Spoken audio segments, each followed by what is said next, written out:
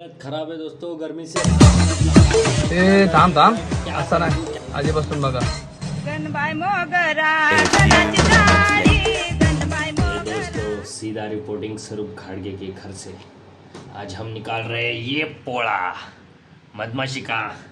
वो आज ही आया है, हमको भी नहीं पता कैसे आया। हमारे दोस्त लोग बोले कि आज दोपहर को आया है, तो मैंने बहुत ट्राई किया पर नहीं हो रहा है। A few minutes later. पड़ा है, अभी क्या ही करे, इतना बड़ा है पोड़ा कि भाई मेरे को नींद ही नहीं आएगी। अगर मैं गलती से बाहर गया तो मेरा लाले लाल हो जाएगा, इसलिए अभी कैसे भी करके निकालना पड़ेगा। ये देखो, ये मेरे ग्लव्स, ये मेरा जैकेट और ये मेरा खुद का चेहरा है, पर उसके ऊपर मैंने जाली लगाया है। वो मैं बता नहीं सकता किधर का जाली है, मेरी जो हम कंपनी में यूज़ करते हो उसका जाली है। तो अभी देखते हैं क्या होता है और क्या नहीं, आगे का रिपोर्ट हम देंगे ज़रूर। अगर सूझ गए तो याद रखना, अगर नहीं सूझे और निकल गए, पार हो गया तो भेजूंगा अगली वीडियो जल्दी से जल्दी। 3:28 a.m. हालत ख़राब है दोस्तों गर्मी से, भाई हालत लफड़ा हो गया है। इतना गर्मी हो रहा है कि क्या समझूं क्या बताओ अभी, पर ये जाने का नाम नहीं ले रहा और मैं इसको आज जाने छोड़ना नहीं चाहता। आज इसको मैं भेज के रहूँगा कुछ भी हो जाए, क्योंकि आज दिमाग खराब झाला आहे। काय करायचं काय कळत नाही। आय घातली वेळ चावली ना कामच होऊन जाईल। कसला आहे बघा ते कंपनी। दमलो, एवढी मेहनत घेतली, अरे काय नाही फायदा झाला, कसला काय नाही, थंडात पाय असं झालं, काय आलं कुठनं आलं काय कळत नाही रे देवा।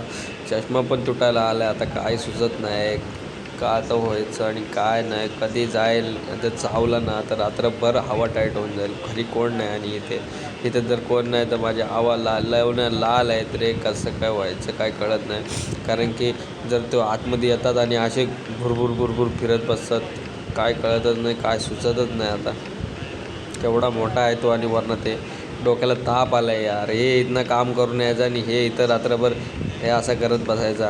आता त्याची सवय होऊन जायला वाटतं, आता काय कळत नाही।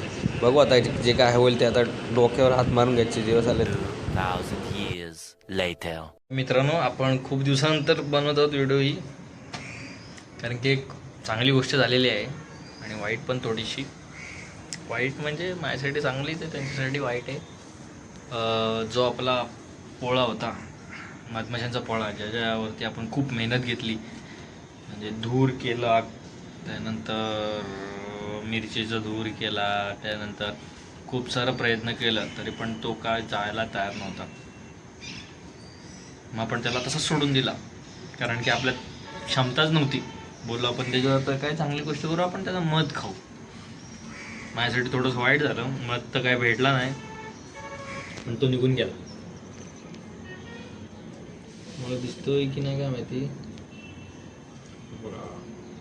तो पोळा तो निघून गेला। तर मी त्याला हात तर लावला, पण त्यात काही नाही, त्याच्यात पूर्ण खाली आहे, म्हणजे एक खोकळा राहिला, ते सगळे आतमधले निघून गेले।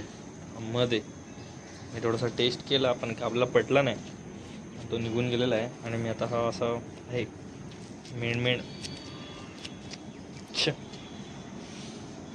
आणि हा असा पावसाळ्यात दिसतो आमच्या इथे जागा।